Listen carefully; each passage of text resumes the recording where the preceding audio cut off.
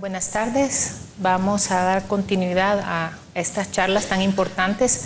En primer lugar quisiera felicitar el equipo de este evento tan importante por su organización y espero que sea de mucho beneficio para todos todo lo que hemos traído para ustedes. Vamos a hablar ahorita de monoterapia versus terapia combinada. Este es un tema que se ha sido tomado en base de la Asociación Europea de Hipertensión para el manejo de la hipertensión arterial. Para poder determinar así globalmente cuál va a ser el manejo que vamos a dar a un paciente, tenemos que identificar cuál es el daño orgánico subclínico y eso lo podemos determinar en base a tres situaciones. Determinando si el paciente tiene hipertrofia ventricular izquierda, ya sea con un electrocardiograma, en donde podemos ver además de la hipertrofia del ventrículo izquierdo, si tiene isquemia, si hay arritmias, o a través de un ecocardiograma midiendo la masa ventricular. Así también vamos a identificar la placa ateromatosa, en ella veremos el engrosamiento o rigidez de la pared carotidia a través de un Doppler arterial carotidio, la reducción de la tasa de filtración glomerular, también la vamos a investigar y también vamos a investigar la presencia de microalbuminuria o proteinuria. Estos son daños de órgano a nivel subclínico. ¿Cómo vamos a medir el riesgo cardiovascular global? También tenemos la excreción urinaria de proteínas y vamos a hacer uso siempre de la tasa de filtración glomerular utilizando la fórmula MDRD y el electrocardiograma como acabamos de venir de decir.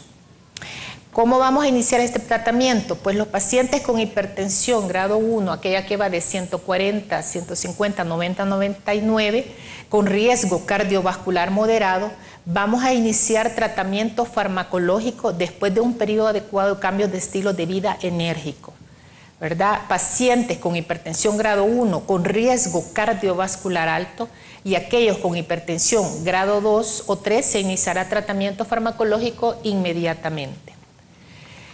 En los pacientes con presión arterial normal alta o aquellos pacientes que tienen presión entre 130, 139, 85, 89, que no tienen otros factores de riesgo, por ejemplo diabetes o que no han tenido eventos cardiovasculares previos, no hay evidencia de que el tratamiento farmacológico sea benéfico.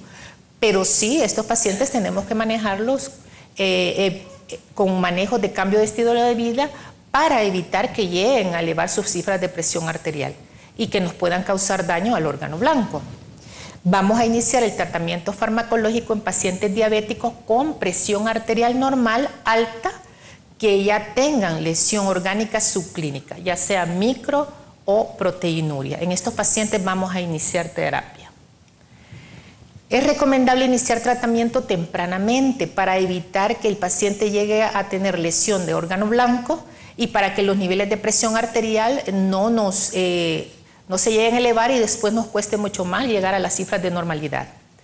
Estos pacientes con alto riesgo cardiovascular necesitan, porque el paciente que tiene su riesgo cardiovascular elevado, inclusive si llegamos a lograr manejar su presión arterial adecuadamente, el riesgo basal no va a disminuir debido a su condición.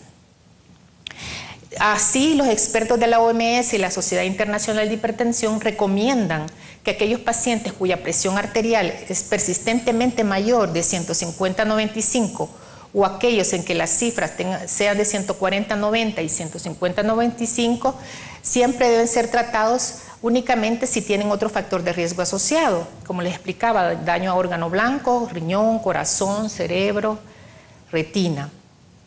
Luego, los objetivos terapéuticos de los diferentes grupos de pacientes con hipertensión arterial, aquí tenemos cuáles serían los objetivos a tratar. Por ejemplo, en la población general la presión arterial debe mantenerse menor de 140/90. Pacientes con diabetes y lesión orgánica debemos mantener la presión menor de 130/80. Pacientes con insuficiencia renal y albuminuria, aquí nos están indicando presión menor de 120/75, pero ojo, ya oímos lo que podemos causar mayor daño en el paciente si nos bajamos demasiado en la presión arterial. Por lo tanto, volvemos a lo mismo, debemos de individualizar a cada uno de estos pacientes, de nuestros pacientes.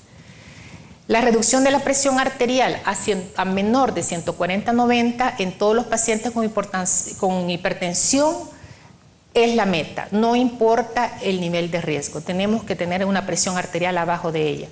Reducir la presión arterial a menos de 130 milímetros de mercurio en los pacientes diabéticos o en los pacientes de riesgo cardiovascular muy alto es otra de las metas que debemos lograr.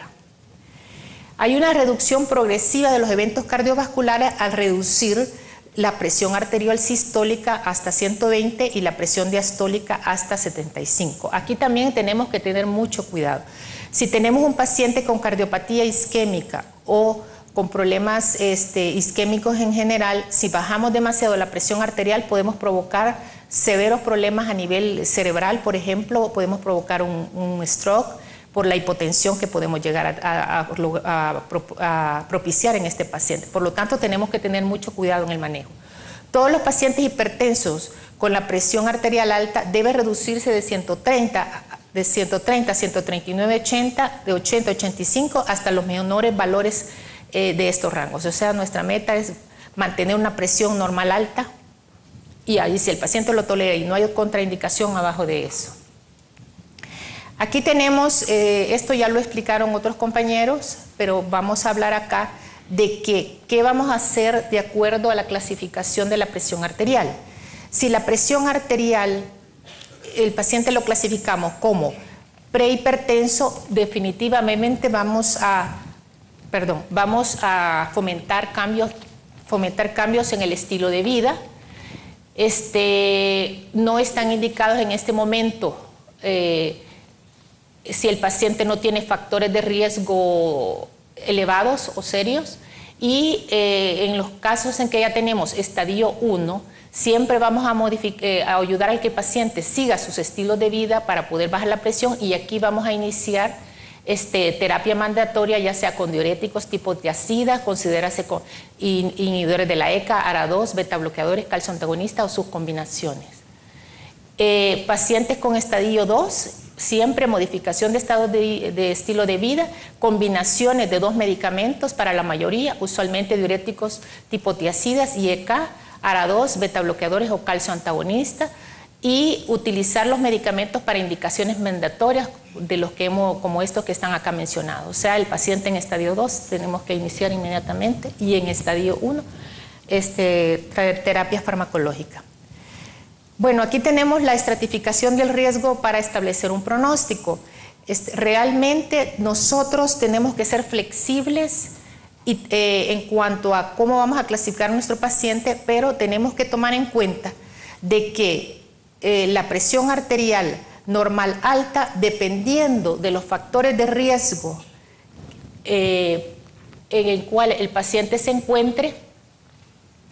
Por ejemplo, acá, paciente con presión normal alta, si tiene una paciente con presión arterial normal alta, pero que cuenta con, por ejemplo, 3 o más factores de riesgo, en este paciente ya se le suma un riesgo adicional. Por lo tanto, estos pacientes tenemos que iniciar tratamiento. Por eso, todo depende de los factores de riesgo que estén asociados a nuestros pacientes para poder iniciar tratamiento. Y así sucesivamente, de acuerdo a los niveles de valor de presión arterial. En este caso tenemos la guía de manejo de hipertensión arterial, en el cual, ¿qué es lo que nos indican? Si tenemos un paciente que presenta elevación arterial leve con riesgo cardiovascular bajo o moderado, podemos llegar a la meta de la presión con terapia convencional. Podemos utilizar un medicamento único a baja dosis. Si no se alcanza la meta de la presión arterial, podemos iniciar agentes a dosis más alta y si no hemos logrado la meta, podemos hacer combinación de 2 a 3 drogas a dosis completa. En cambio, si este paciente a baja dosis no logró la meta, podemos cambiar a otra droga con las dosis bajas y y si no logramos la meta, aún no está alcanzada, pues vamos a la combinación con 2 o 3 drogas a dosis completa, o podemos usar la dosis completa con monoterapia. En este otro lado tenemos acá una paciente con marcada elevación de presión arterial con riesgo cardiovascular muy alto y el objetivo de la presión arterial no lo hemos, tenemos que lograrlo, entonces, ¿qué vamos a hacer?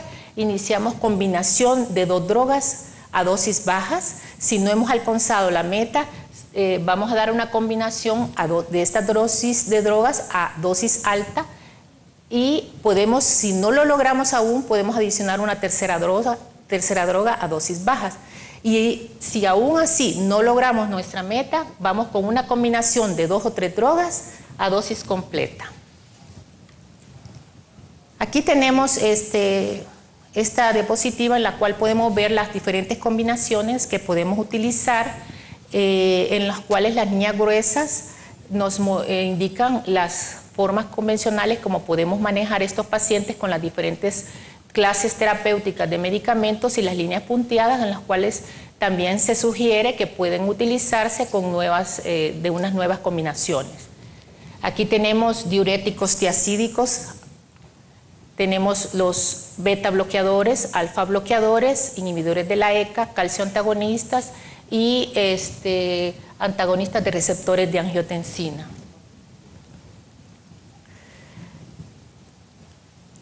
Como les decía y como han venido diciendo los colegas anteriores, el manejo del paciente es a juicio del médico tratante. No podemos indicar ciertas normas ya establecidas, ya no funciona con que con un paciente vamos a iniciar con una tal y cual droga y si no funciona vamos con otro droga más, etcétera. Ya esas fórmulas que estaban preestablecidas ya no se utilizan, sino que a juicio del médico tratante y en base a los factores de riesgo vamos a manejar a nuestro paciente hipertenso. Ahora, para la selección del medicamento que vamos a utilizar, pues contamos con los diuréticos, inhibidores de enzima de convertidora de angiotensina, bloqueadores receptores de angiotensina 2, bloqueadores del canales del calcio y beta bloqueadores. No hay diferencia significativa en la capacidad para reducir, de acuerdo a los estudios establecidos, para reducir la presión arterial. Lo importante es reducir la presión arterial en nuestro paciente, no importa con qué droga vamos a iniciar. Por supuesto, vamos a ver en cuáles pacientes tienen indicación ciertas drogas y cuáles pacientes no pueden ser utilizados estos tipos de drogas. No hay evidencia que difieran en su capacidad entre estas clases de medicamentos para proteger contra el riesgo cardiovascular global o contra eventos específicos como infarto al miocardio o ACV.